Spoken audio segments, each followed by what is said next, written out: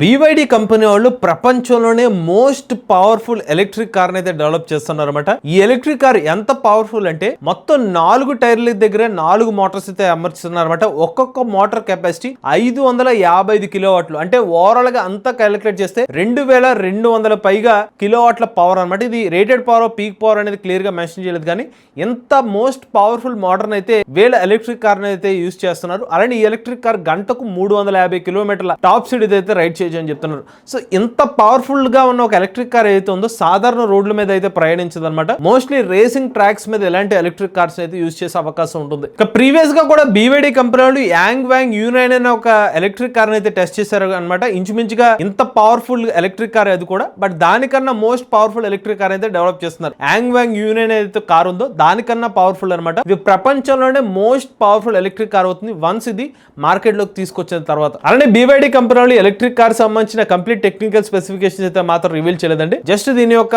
Powerful motor గురించి మాత్రమే reveal చేశారు. లుక్ పరంగా మాత్రం చాలా బాగుందన్నమాట. కంప్లీట్ స్పోర్ట్స్ లుక్ తో అయితే ఎలక్ట్రిక్ కార్ అయితే కనిపిస్తుంది.